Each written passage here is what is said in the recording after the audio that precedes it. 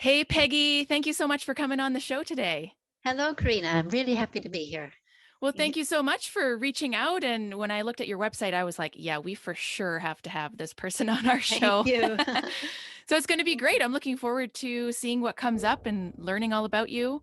And I think, why don't we just jump right into that background story kind of topic? I want to learn how you came to be vegan so many years ago. You've been vegan for 3 decades, which is amazing. So why don't It, why don't we start there? How did that happen okay, before people even knew what vegan was? that's right. It was a very rare and bewildering um, sort of category of person for the very longest time. I bet. Um, yes, I mean, I grew up in the Midwest of the States, so I grew up with meat and dairy as part of my Mm, diet. hmm. I was never very fond of them, but I didn't know any better. I didn't know that there were options as far as how we choose our diet. And then I started traveling as a young woman, really a girl, and I came to Britain and found myself running a small holding, which is, of like 5 acres in Independence, that sort of thing. Oh, cool. Yeah, it was wonderful. It was a kind of a derelict house and a decrepit small small holding, and so the Uh-huh. job was to bring it back to life.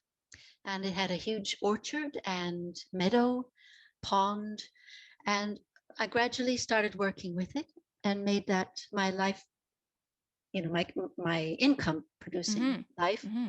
And I had herbs and vegetables. I used the orchard, of course. And part of the small holding ideal is to have a few animals. But I very quickly realized I did not want to participate in that. I could not get past the suffering that I saw and the assumption that I heard people make about animals. Hmm. Um, I'd never really met an animal before, to be honest. And perhaps that was good for me in a way, because I wasn't what people call an animal lover. I didn't really know them, Mm. but I could see straight away that I didn't want to partake in that practice. So I shifted to a vegetarian diet.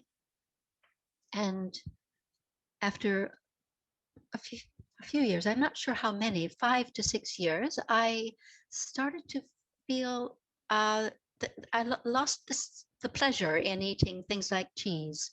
Mm. And so I shifted to a vegan diet.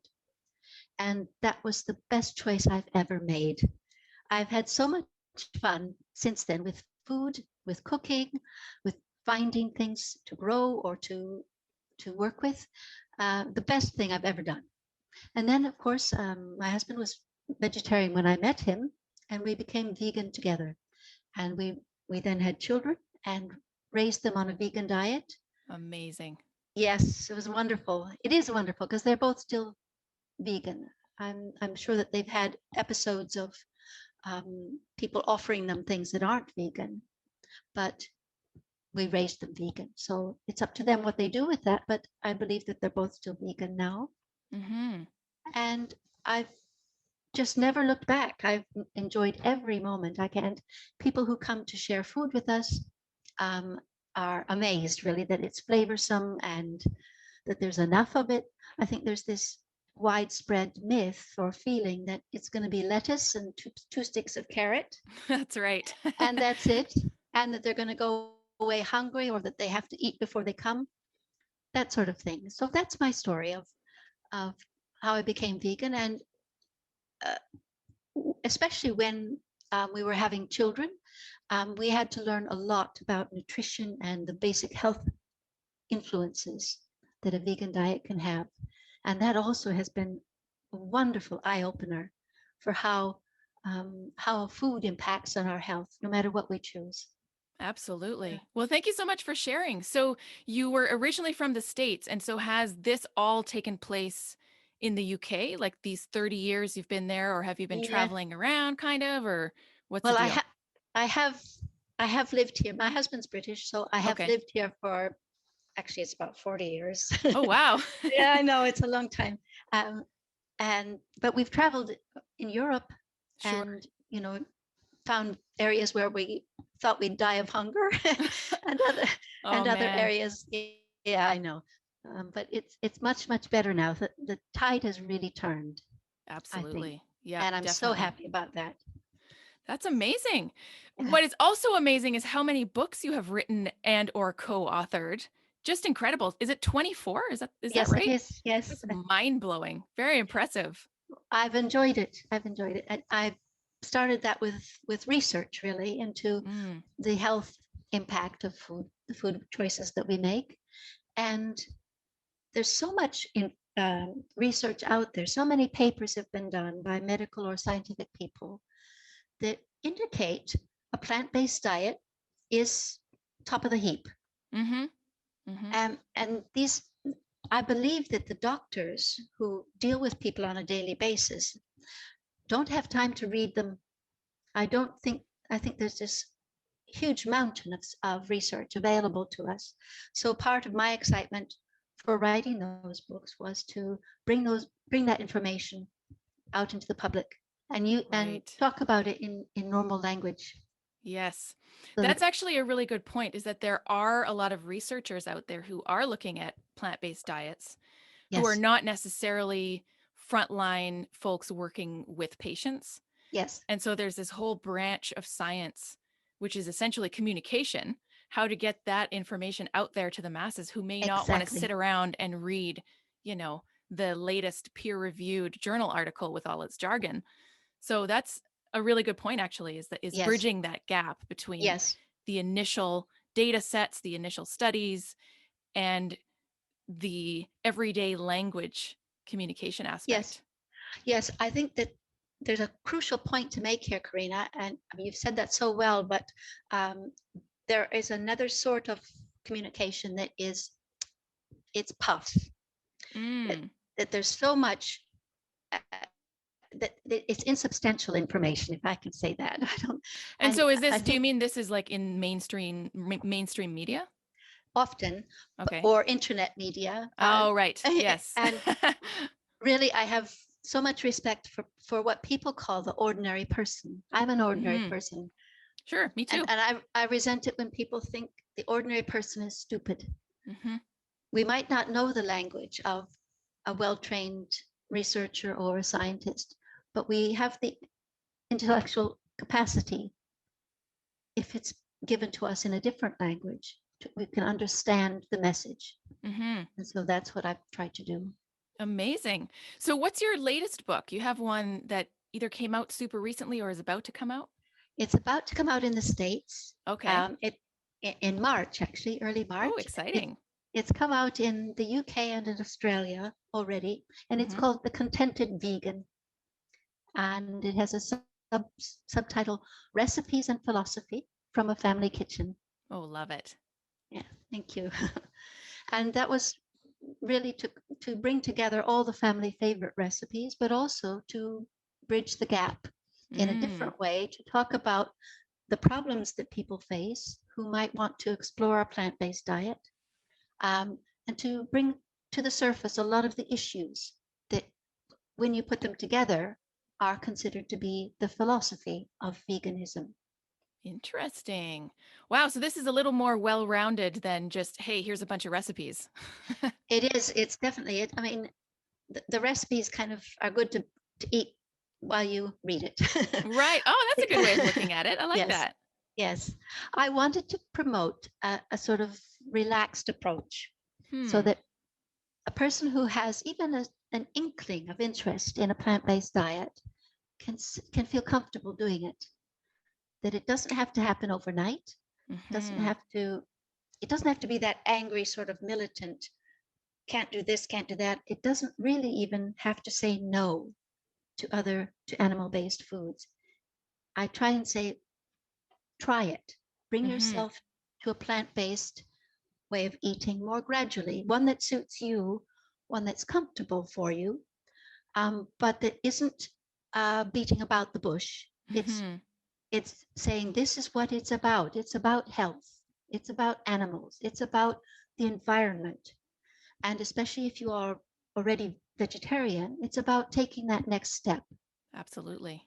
Yeah. So That's amazing. I think that transitions really nicely into something we were going to talk about, which is your approach to helping folks who are not yet 100% plant-based but might be interested in it, which is an 80-20 concept. And I feel like the 80-20 rule, or the 80-20, I don't like the term rule, but you know what I mean, 80-20 guideline, Yes, it's used in a lot of different ways, in business, in the it is. gym when you're talking about getting results, in nutrition, and in going vegan in our case. So can you Yes, tell our listeners a little bit about how you approach this 80-20 concept? sure. I feel that if you look at if you are not totally plant-based, if you look at your diet, a day's diet or a week's diet, and think about it for a moment, you'll notice that about 80% of it is likely to be plant-based already. Interesting point. And the examples I've given are, if you've had a burger, you take the meat burger away, most of the what's left is plant-based. You might have cheese, you might have mayo, Mm. and it's very simple then to work with that 20% that is not plant-based. Mm. And Hmm. either in the case of the burger, make it a bean burger, make it coconut cheese, make it vegan mayo, and no one's hurt. Uh, That's a great way so of looking at it. yes, so I, it's a very can-do sort of approach to right. say you set the pace, but bear in mind that you're already some way down the road. And Hmm. You know what? This reminds me of the psychological concept of, this might sound like a total tangent, but I swear it's related. okay, um, those stamp cards that you can get for things like coffees or sandwiches, where after you buy 10 or after you buy 9, you get the 10th one free, or maybe oh you buy yes, 10 and you get the 11th one free.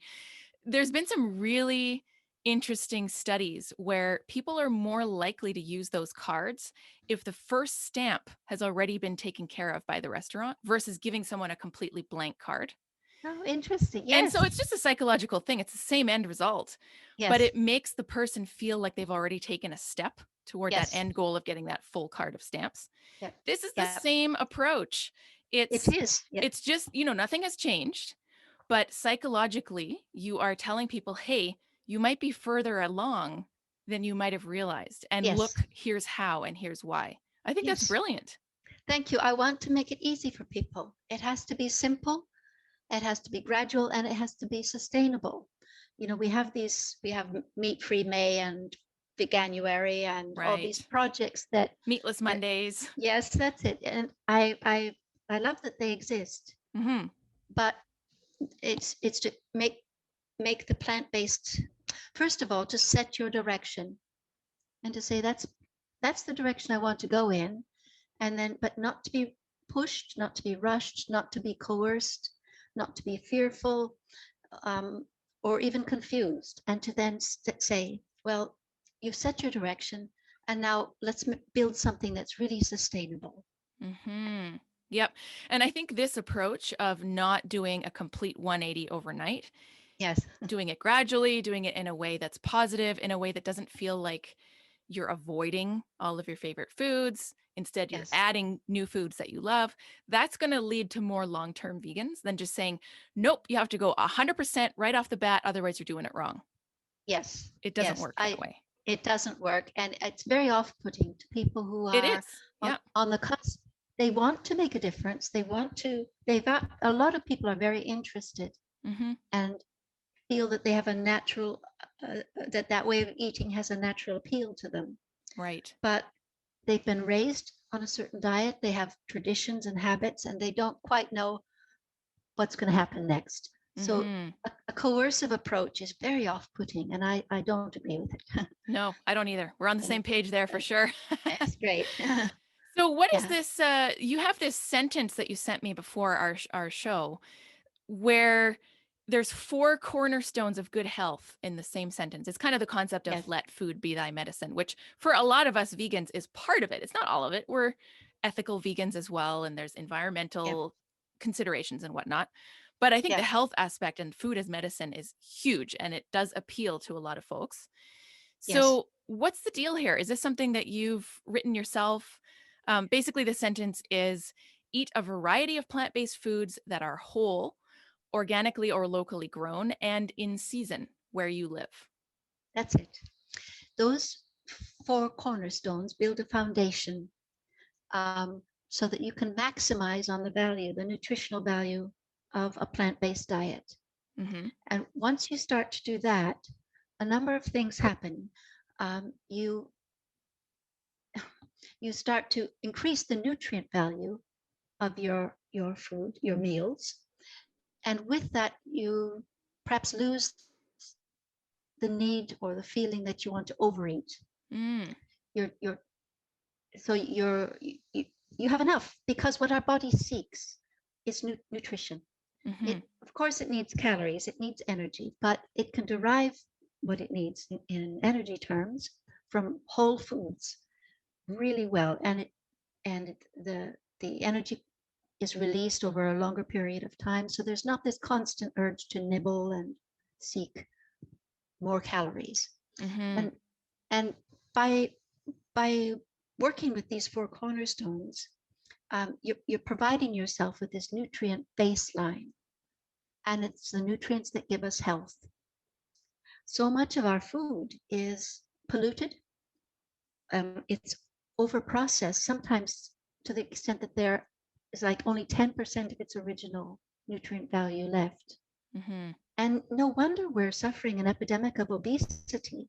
Like 3/4 of the American population, adult population, is obese or Mm-hmm. overweight. Now, I'm sure no one wants to be that way, but I think that the body naturally says, find this nutrient, keep eating until you find this nutrient. I need it. Mm-hmm. And if we give it the nutrient first, I think uh, our tendency, collective tendency to overeat will reduce. That's Interesting. Right. yes. So the cornerstones are what you mentioned in here, just to review and make sure I'm on the same page, like the local, in Okay. season, like what are the 4 points distilled? Um, to eat variety, first of all, that's one Yep. almost the most Huge. important thing. Mm-hmm. Whole foods is, and that's because they have more of the nutrients built into them. They haven't been Right. processed out. Mm-hmm. Um, Organic or locally grown, both of those provide foods that have more nutrients. The organic, because that's how it works with organic growing, and the local, because fewer of the nutrients are lost during transport by the passage of time. Mm-hmm. So to choose between those, as suits one's situation, will provide more nutrients. And the last, in season, again, if the food ripens where you live and you harvest it when it's ripe, it has more nutrients. Right. So there we go. And I mean, variety they sort of all start to link together and encourage one another. They support one another, those four Right. cornerstones. Got it. I'm going to nitpick a little bit because I think a lot of consumers believe that organic means pesticide free, but it Uh-huh. doesn't, unfortunately, because, Yeah. you technically, all farming uses pesticides. And so just in case, there's a lot of marketing out there that might not be completely on point or true, Yeah. really. There are pesticides used in organic farming, and I'm not convinced that they are safer than synthetic. Now, organic farming, I'm not saying is across the board a negative thing. Sustainability, rotating crops, there's a lot of really good things happening there. Yeah. But I think there are some misleading statements out there about, oh, well, I'm eating pesticide free. Well, actually, no. In a lot of Yeah. cases, organic foods uses so-called natural pesticides, which Yeah. sometimes are actually not healthy for us at all. So I think there's a bit of a whole other podcast episode in there probably. You're probably but right. but there are things about it that are like, they're not doing monocrops as often. They're rotating crops. There's some discussion about maybe it's better for the environment, even though generally you need to use more resources for organic farming. But oftentimes the organic farmers are smaller scale and local Yes. just by Yes. default. A lot of times, like here where I live in Powell River in BC, getting the organic label is expensive. It's a marketing Yes. cost. So Yes. technically, if I go to my farmer's market, I'm getting organic vegetables. but they're not labeled as such because the farmer is super small scale and they don't have the funds to pay for the label every year.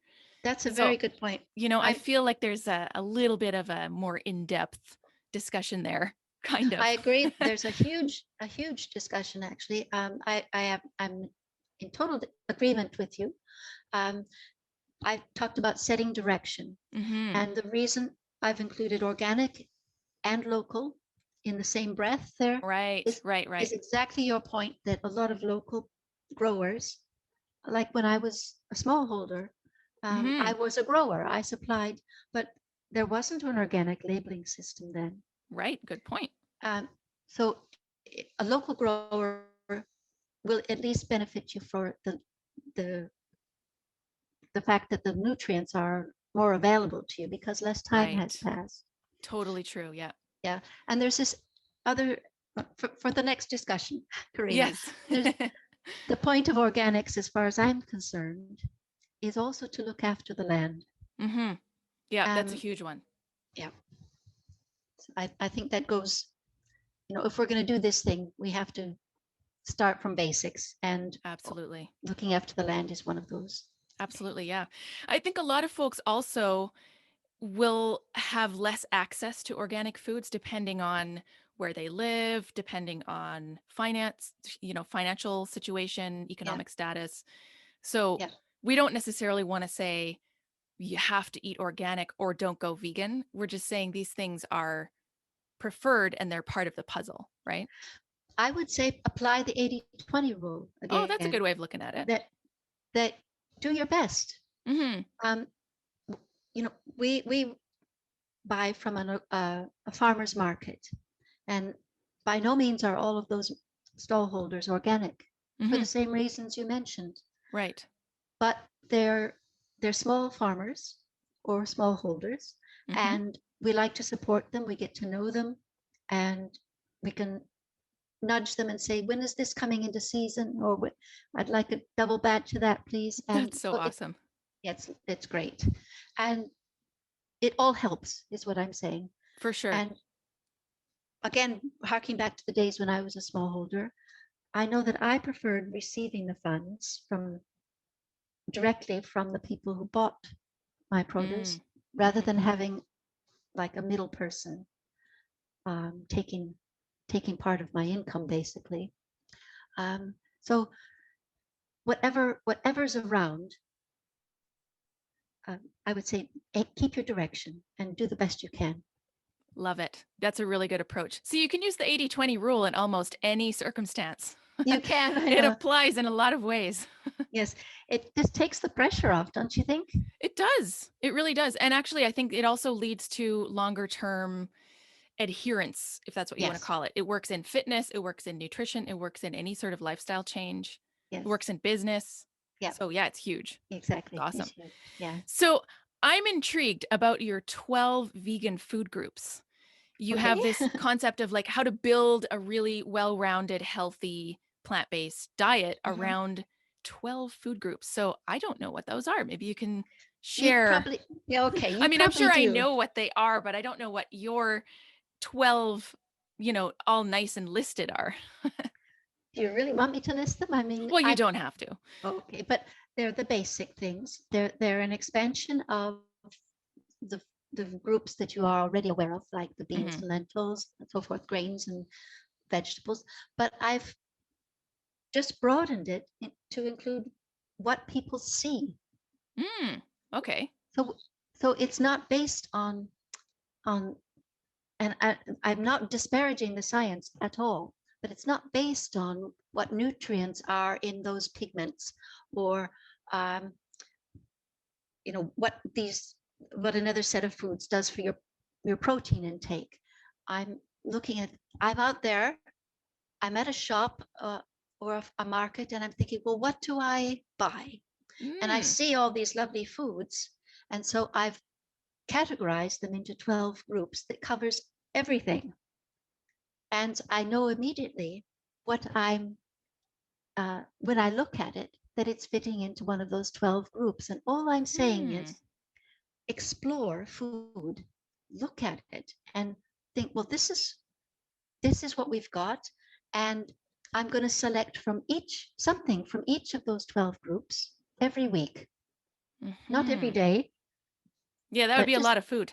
yeah, just over the course of a week, just make sure that I've got some from each of those groups. And the purpose goes back to those four cornerstones, um, is to build variety, which Right. which is central, I would say, to the whole idea.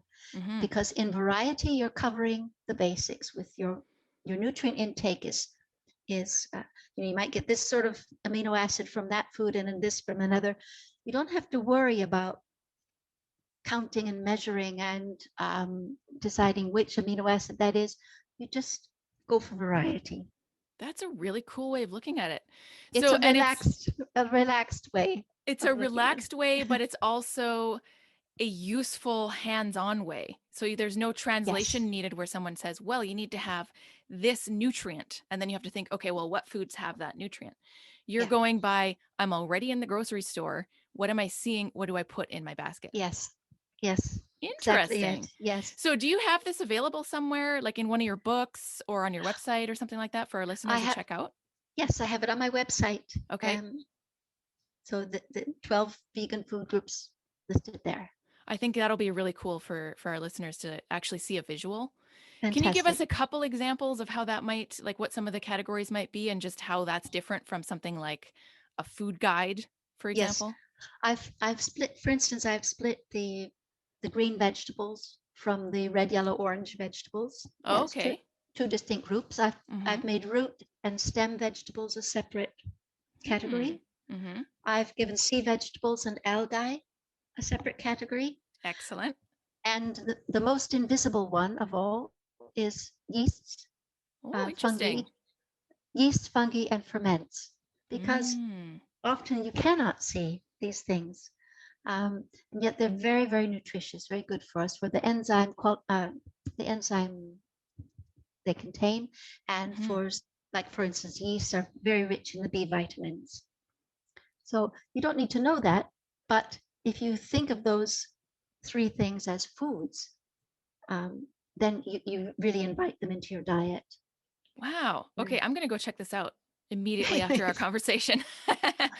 I've actually been getting into fermenting things myself. I hadn't really before. I mean, I eat a lot of fermented things, miso and sauerkraut basically every day, but I'm getting Wonderful. into Yeah. things like fermenting my own sodas with wild cultured sodas, Lovely, ginger lovely. beer, that kind of stuff. So Yes, that sourdough. sourdough, Sourdough. no, I don't eat a lot of bread because I mean No, I I like don't. bread, but bread doesn't like me. Yes. Yeah, I know. You Yeah, know how it I'm. is, right? Yes, I do. I do. I'm doing tempeh at the moment. Oh, tempeh, very cool. Yes, yeah, that is fun. And that's homemade at the moment. It's just a thrill to try that Wow. out. I Yeah, have not ventured into making tempeh. yeah. I'm not confident in my own fermentation abilities at this point. It is another step, isn't it? Because Hmm. you have, as you say, you invite the wild yeast or whatever to do its work, Hmm. and so there's a lot of sort of a little bit of tension, I suppose, until A you little bit of think, trial and okay, error as yeah, well. yeah. Yeah, definitely. Very cool. So, where can our listeners go to check out this list that you have of the food groups and also to connect with you? Okay, it's very simple. My website is my name, peggybrusseau.com. And on there there's a whole bunch of information, and there'll be more put on over the months ahead. Um, and there's a form there you can ask me anything you like, Oh, that's and cool. I'll reply via my newsletter, which I've also got a little form there. You just tick it, and there's a free download when you sign up for that. It's called the Vegan Action Plan. Hmm. 7 days to change your world. It's just another 7-step way of easing into the vegan way of eating. I'm on Instagram, again, peggybrusso.com. Um, not Peggy Brusseau at Instagram, sorry. You know how that is. Um, so it's just my name is Awesome. is how they get in touch. That's great. We will have links in our show notes to these as well, but Thank sometimes you. our folks are listening and they're at the computer and they want to type it in right off the bat without going to When our show notes, but we will when have you them available there. Do I need to spell it? No, it's all good. We'll have that. Okay. Well, okay. Actually, for folks who are putting it in now, yes, Peggy, obviously Pegggy. And then your last name, can you spell that? BRU double S for sugar, EAU. Perfect. But again, if folks just want to go to our show notes, there'll be a Okay. direct link there to your Instagram and your website as well. I really like the Ask Me Anything and I'll answer in my newsletter. I may have to steal that concept. Uh, It's brilliant. I like well, it. it's something I've done over the years in any case because, initially when I became vegan, people just kind of thought, oh, but What does that but mean? but over the years, people have been curious and they've asked how to do things or what do I do for protein and all those basic questions. So I love answering them. So And cool. yeah, And then it's also really good content for other folks who may not have known these things or may not have known that they had the same question. It's yes, great. exactly. Yeah. Brilliant. Yeah. Well, Peggy, it was so great to speak with you. Thank you so much for coming on the show. Much It, appreciated. it's a pleasure, Karina. I really enjoyed our talk. Thank you.